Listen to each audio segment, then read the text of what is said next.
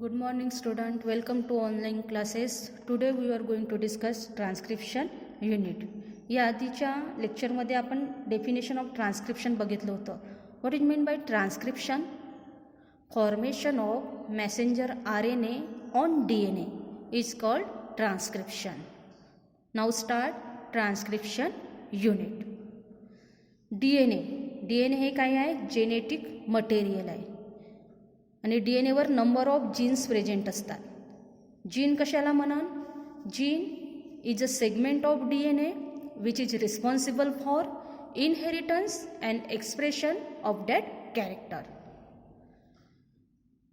Transcription युनिटचे definition कसं तयार कराल? Each transcribe segment of DNA is called transcription unit. Transcription unit consist of promoter, structural gene and terminator. DNA हे double standard molecule आहे. यामध्ये जे एक स्टँड आहे त्या स्टँडचे डायरेक्शन 5 प्राइम टू 3 प्राइम आणि जे अदर स्टँड आहे त्या स्टँडचे डायरेक्शन कसं असते? 3 प्राइम टू 5 प्राइम. अशा प्रकारे डायरेक्शन आपल्याला दिसून येत असते. यामध्ये तुम्हाला ट्रान्स्क्रिप्शन युनिटची डायग्राम दिसत आहे. त्यामधलं फर्स्ट पॉईंट आहे promoter. Promoter is located at 5 prime end of structural gene. त्यालाच म्हटलं जाते upstream. It is a DNA sequence that provide binding site for enzyme RNA polymerase. यामधलं एन्झाईमचं नाव लक्षात ठेवायचं, RNA polymerase enzyme. RNA polymerase enzyme bind to specific promoter. कुणाला bind होते? Specific प्रमोटरला. In prokaryotes the enzyme recognize promoter by its sigma factor subunit. Okay. त्यानंतरचं आहे structural gene.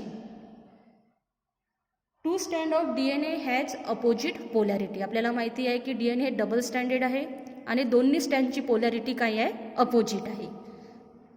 DNA dependent RNA polymerase catalyse polymerisation in 5 prime to 3 prime direction. यामध्ये तुम्हाला 2 stand दिसत आहे. एका स्टँडची डायरेक्शन काय आहे? 5 प्राइम टू 3 प्राइम डायरेक्शन. या स्टँडला म्हणायचं coding stand. Other stand having polarity 3 prime to 5 prime. Such stand which is called as template stand. Template stand लाच म्हटलं जाते antisense stand. त्यालाच नॉन कोडिंग स्टँड असं सुद्धा म्हटलं जाते. कोडिंग स्टँडचं दुसरं नाव आहे सेन्स स्टँड. आपल्याला ट्रान्स्क्रिप्शन प्रोसेस घडवून आणायचं आहे. RNA तयार करायचं आहे. टेम्पलेट स्टँडवरच RNA सिंथेसाइज होते. यामध्ये लक्षात ठेवायचं the stand which is use for the synthesize of RNA. Such stand which is called as template stand which is oriented at 3 prime to 5 prime direction. तर टेम्पलेट स्टँडवरच आपल्याला काय तयार करायचं आहे? मेसेंजर RNA सिंथेसाइज करायचं आहे. यामध्ये लक्षात ठेवायचं messenger RNA synthesize only template stand. Okay. Base sequence present on coding stand is same as messenger RNA stand. या प्रोसेसमध्ये आपल्याला मेसेंजर RNA सिंथेसाइज करायचं आहे. RNA सिंथेसाइज करायचं आहे. आणि RNA कोणत्या स्टँडवर सिंथेसाइज केलं जाईल? Template stand. हे कोडिंग स्टँड काय आहे? कॉम्प्लिमेंटरी स्टँड आहे. It is a complementary to template stand. Coding stand is a actual coding stand. यालाच म्हटलं जाते ॲक्च्युअल कोडिंग स्टँड. का बरं? कोडिंग स्टँडवर जे काही बेस सिक्वेन्स आपल्याला दिसून येतील तेच बेस सिक्वेन्स मेसेंजर RNA वर दिसून येतात. Base of sequence in coding stand is same as in RNA. The information on coding stand is copied on messenger RNA. This is called as sense stand. Okay. त्यानंतरचं third आहे terminator. Terminator is located at 3' end of coding stand. त्यालाच म्हटलं जाते downstream. It is defined the end of transcription process. Transcription start at promoter site and transcription stop at terminator site. यामध्ये तुम्हाला diagram दिसत आहेत. यामध्ये आपण एक टेम्पलेट स्टँड काढलेली आहे, त्यानंतर कोडिंग स्टँड यामध्ये काढलेला आहे. जसं टेम्पलेट स्टँडची डायरेक्शन काय आहे, पोलॅरिटी काय आहे, 3' to 5' डायरेक्शन आहे.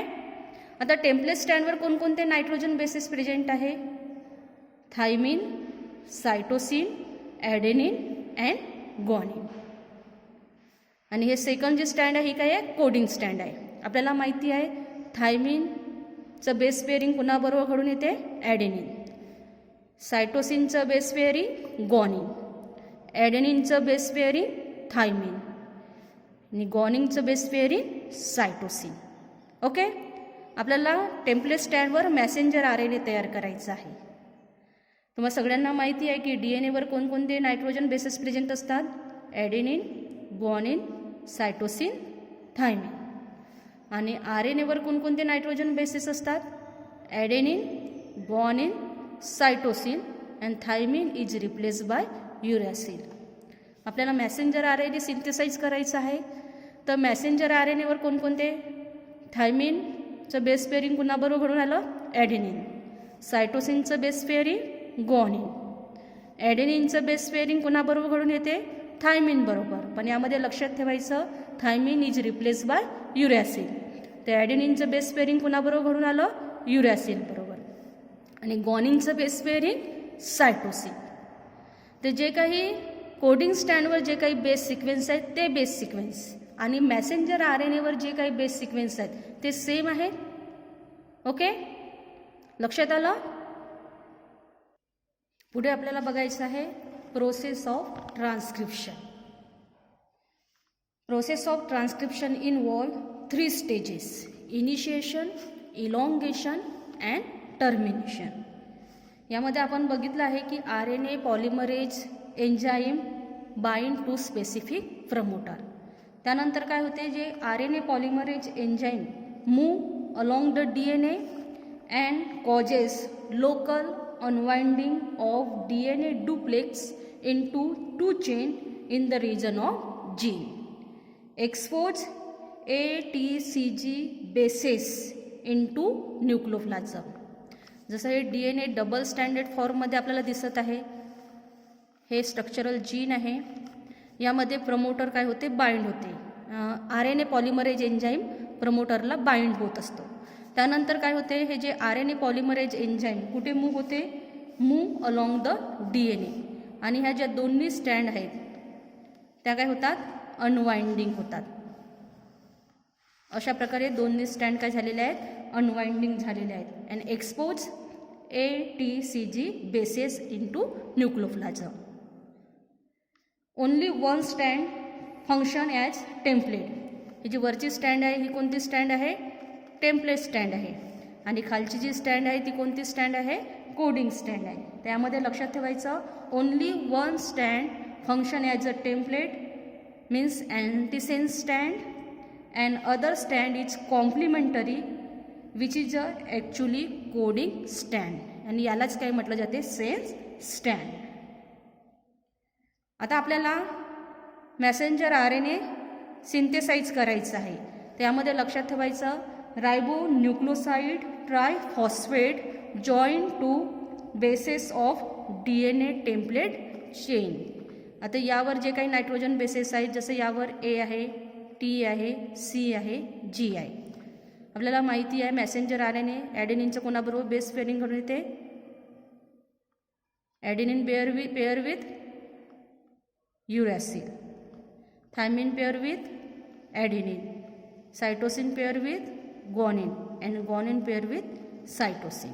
तर यामध्ये काय होते, रायबोन्यूक्लियोटाइड ट्रायफॉस्फेट हे कुणाला जॉईन होतात, join to bases of DNA template chain. as transcription proceed, hybrid DNA RNA molecule dissociated and make messenger RNA molecule free. आणि सगळ्यात शेवटची स्टेप आहे टर्मिनेशन. टर्मिनेशनच्या स्टेपमध्ये काय होते, जे काही RNA polymerase enzyme reaches the terminator signal on the DNA. It leave DNA and then fully form messenger RNA is released. Okay, यामधनं हे फुली फॉर्म मेसेंजर RNA काय होते, रिलीज होते. तर ह्या मेसेंजर RNAलाच म्हटलं जाते primary transcript. Temporary messenger RNA आहे, यावर प्रोसेसिंग घडवून आणायचं असते. जे काही मेसेंजर RNA तयार झालेला आहे त्यावर सिक्वेन्स प्रेझेंट असतात, कोडिंग आणि नॉन कोडिंग सिक्वेन्स. तर जे काही नॉन कोडिंग सिक्वेन्स आहे ते आपल्याला रिमूव्ह करायचं असते बाय प्रोसेसिंग. जसं बॅक्टेरिया सेल आहे, in bacteria messenger RNA does not required any processing. Bacterial सेलमध्ये आपल्याला मेसेंजर RNAवर इंट्रॉन्स प्रेझेंट नसतात, त्यामुळे त्यावर प्रोसेसिंग करण्याची गरज आपल्याला पडत नाही. जर युकॅरियोटिक सेलमध्ये विचार केलं तर युकॅरियोटिक सेलमध्ये जे काही मेसेंजर RNA तयार झालेला आहे ते प्रायमरी ट्रान्सक्रिप्ट आहे. त्यामध्ये कोडिंग आणि नॉन कोडिंग हे दोन्ही सिक्वेन्स प्रेझेंट असतात, तर त्यामध्ये आपल्याला प्रोसेसिंग करणे गरजेचं असते.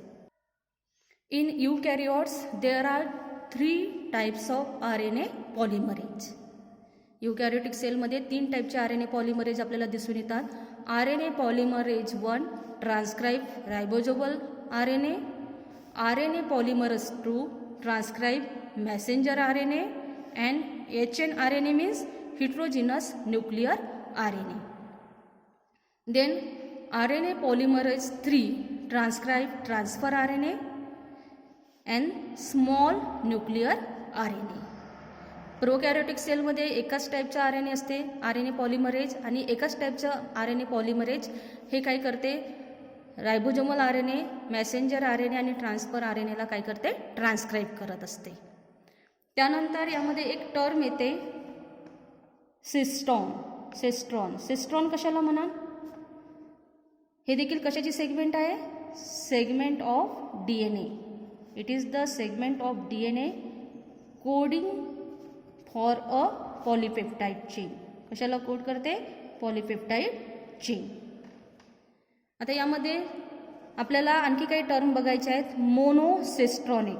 मोनोसिस्ट्रॉनिकचं मिनिंग लक्षात ठेवायचं, single structural gene in transcription unit. याचं मिनिंग आहे a single structural gene in transcription unit is called monocistronic.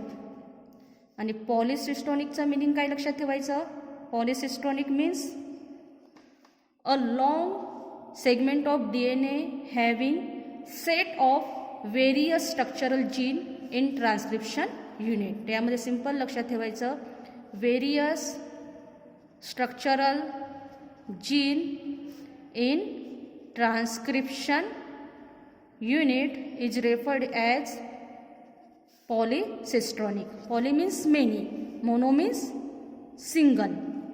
Okay, पुढे आपल्याला बघायचं आहे processing of heterogeneous nuclear RNA. यामध्ये जे काही युकॅरियोटिक सेल आहे, in eukaryotes form of RNA transcribe from DNA are called primary transcript. त्याला आपण काय नाव दिलं होतं, प्रायमरी ट्रान्सक्रिप्ट. आणि प्रायमरी ट्रान्सक्रिप्ट काय आहे, त्यालाच टेम्पररी मेसेंजर RNA असं सुद्धा म्हणू शकतो. त्यालाच आपण म्हणतो हेटेरोजिनस न्यूक्लियर RNA. आता ह्या हेटेरोजिनस न्यूक्लियर RNAवर आपल्याला प्रोसेसिंग घडवून आणायचं आहे. Each transcript undergoes changes called processing और maturation. Primary transcript is non functional. कसं असते, non functional. It contain introns and exons. इंट्रॉनचं मिनिंग लक्षात ठेवायचं, नॉन कोडिंग सिक्वेन्स. आणि एक्झॉनचं मिनिंग आहे कोडिंग सिक्वेन्स. जे काही टेम्पररी मेसेंजर RNA तयार झाला आहे त्यामध्ये दोन्ही टाईपचे कोडिंग सिक्वेन्स आपल्याला दिसून येतात, नॉन कोडिंग अँड कोडिंग. तर आपल्याला काय करायचं आहे, त्यावर प्रोसेसिंग घडवून आणून त्यामधले जे काही नॉन कोडिंग सिक्वेन्स आहे ते रिमूव्ह करायचं आहे. ड्युरिंग प्रोसेसिंग ओनली इंट्रॉन, आपल्याला इंट्रॉनवर प्रोसेसिंग घडवून आणायचं आहे. Introns are remove by the process, त्या प्रोसेसलाच म्हटलं जाते स्पायसिंग. स्पायसिंगची प्रोसेस घडवून आणून आपल्याला इंट्रॉन्स यामधनं रिमूव्ह करायचं आहे. आता यामधले इंट्रॉन्स रिमूव्ह झालेले आहेत. त्यानंतर त्यामध्ये फक्त आपल्याला मेसेंजर RNAवर काय दिसत आहेत, एक्झॉन्स दिसत आहेत. एक्झॉन्स हे काय आहे, कोडिंग सिक्वेन्स आहेत. Exons are joined in definite sequence by DNA ligase enzyme. यामध्ये एन्झाईमचं नाव लक्षात ठेवायचं, DNA लायगेज एन्झाईम. कुणाला जॉईन करते, एक्झॉनला जॉईन करते. हे जे एक्झॉन्स आहेत हे एकमेकांना जॉईन केलं जाते. Heterogeneous nuclear RNA undergoes the process of capping and telling. यामध्ये दोन प्रोसेस घडून येतात. पहिली जी प्रोसेस आहे त्याला कॅपिंग म्हटलं जाते आणि जी सेकंड जी प्रोसेस आहे त्याला नाव आहे टेलिंग. आता कॅपिंगमध्ये लक्षात ठेवायचं, in capping methylated guanosine triphosphate is added to 5' end of HNRNA. कॅपिंगमध्ये आपण काय करतो आहोत, जे 5' एंड आहे त्या 5' एंडवर काय ॲड करणार आहोत, मिथिलेटेड गॉनोसिन ट्रायफॉस्फेट. त्यालाच म्हटलं जाते कॅपिंग. त्या प्रोसेसला नाव काय दिलं आहे, कॅपिंग. अँड इन टेलिंग, टेलिंगच्या प्रोसेसमध्ये काय होते, पॉलीॲडिनिलेशन टेक प्लेस ॲट 3' एंड. 3' एंडला आपण काय ॲड करणार आहोत, पॉलीॲडिनिलेशनची प्रोसेस घडवून आणणार आहोत. ओके. आता अशा प्रकारे आपल्याला स्टँड दिसत आहे, त्यांच्या ज्याच्या 5' एंडला काय आहे, मिथिलेटेड गॉनोसिन ट्रायफॉस्फेट आणि त्याच्या 3' एंडला काय आहे, पॉलीॲडिनिलेशन ॲड झालेलं आहे. तर ही जी काही स्टँड तयार झालेली आहे ही स्टँड फुली प्रोसेस मेसेंजर RNA आहे, पूर्णपणे डेव्हलप झालेलं मेसेंजर RNA आहे. इट इज द फुली प्रोसीड मेसेंजर RNA किंवा त्यालाच म्हटलं जाते फुल्ली प्रोसेस हेट्रोजेनस RNA. त्यालाच आपण म्हणतो मेसेंजर RNA. यामध्ये तुम्हाला इंट्रॉनचं मिनिंग लक्षात आलं. इंट्रॉन्स कशाला म्हणान आणि एक्झॉन्स कशाला म्हणान. एक्झॉनचं मिनिंग लक्षात ठेवायचं, the DNA sequence which are express or appeared in the mature or proceed RNA, त्याला म्हटलं जाते एक्झॉन्स.